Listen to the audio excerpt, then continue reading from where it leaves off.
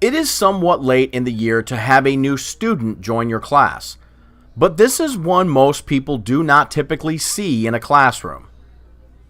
Meet Heidi, the newest kid in town at Liberty Middle School's FFA agricultural class. Heidi is one of our babies that we have here at Liberty. We actually got her because her mother passed away. So someone did contact us from the community, and they know that we do a lot with babies, baby lambs, baby goats here at Liberty. So of course they contacted us to take her on. So we did. We picked her up, we brought her to the school, and she's been with us for about a month now. She lives with us here at the school. She stays in the classroom all day long, and then she does get to go home with me at night. And she lives with me, and then we bring her back and forth. She is starting to get close with the other animals outside, so she is starting to stay the nights here at the barn, but she is 100% in the classroom with the students, and the students interact with her every day. Having Heidi inside with the students brings something exciting to the classroom.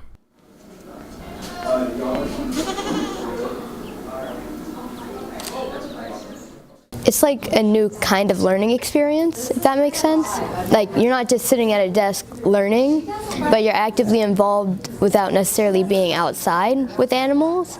And then just come up and you can just pat them, and you'll just feel kind of happier afterwards when you actually leave, and it just makes me feel happy. Her name is Heidi, her favorite color is pink, and she got her name from a book, but not by who you might think. I actually was named after this book, Heidi. My father named me after the book. It's about a little girl who lives in the Swiss Alps, who's raised by her grandfather. And there you go. There you go. Look at that. See?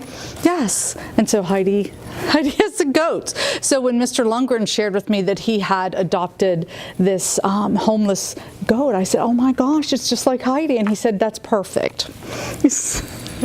Why would someone keep a baby goat inside instead of outside with the other animals? Two things. One thing is she is still young, and with her not having any type of mother at all with her, she is solely provided on us to give her the nutrients that she needs with the milk. So she's getting in a bottle fed probably 4 times during the school day itself. So it's much easier for her to be in the classroom with us, and she also is getting interaction with the students, because the students are what's going to be taking care of her in the future, showing her and working with her and stuff like that. So she is definitely in here for that reason, just for the monitoring purposes of it, because with her being on a bottle, she doesn't have the immune system like another animal would with their mother being present. So we watch her, we keep her checked, we do vital signs, we do all that for her.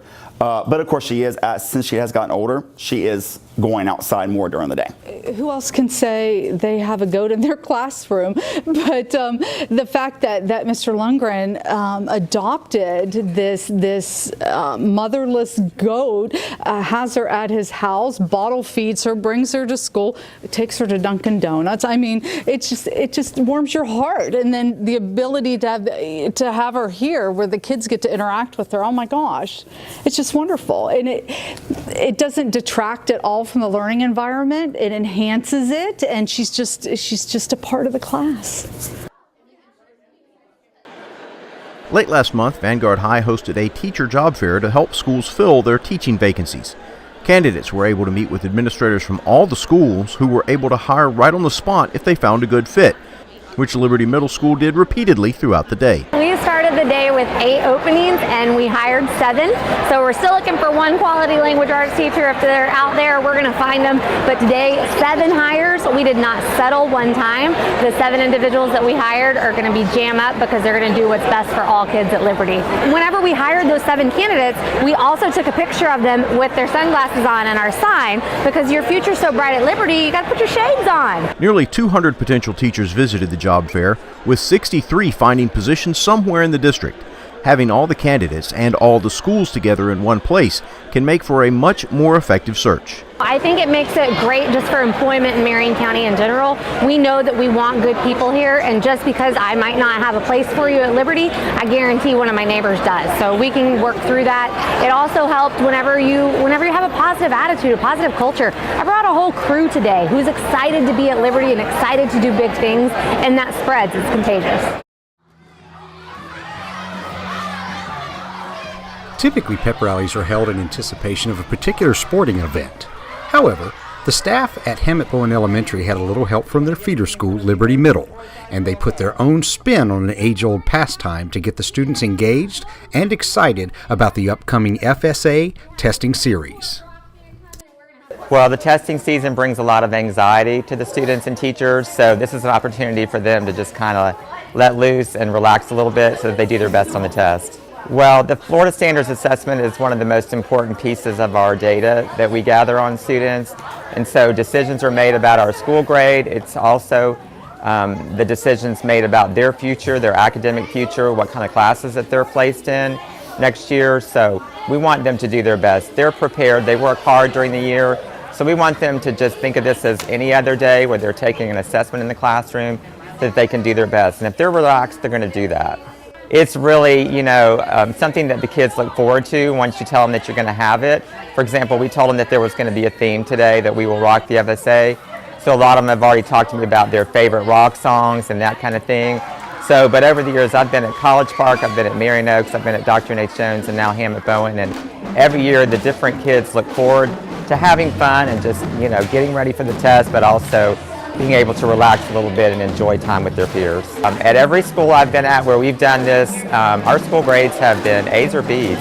So it's been really cool to see, we hope that it makes a difference. We hope that it helps them do their best, and I think it does. I know I feel relaxed when I'm getting ready to do something that I feel pressure about, so I think the kids are the same way. We are a feeder school to Liberty Middle School, so we invited their drumline today. So their principal, Miss Forsythe, and their drumline came over to help the students get in the spirit. And our last song is We Will Rock You. So what a more perfect way to introduce We Will Rock You than to have a drum line. Well, I just want to thank everybody at Hammett Bowen Elementary. They've embraced this for our students, and the teachers have rallied behind it. And I think it's a tradition that we're starting this year that we can continue in the future. The 18th Annual Student Media Festival recently honored over 200 student video productions in 12 categories across 4 age groups. In addition to awarding a first, second, and third place in each, a single video from each age group was selected as Best of Show, and the winning school received a $1,000 cash prize. In the 3-5 age group, Bellevue Santos Elementary's public service announcement, Be You, was the winner.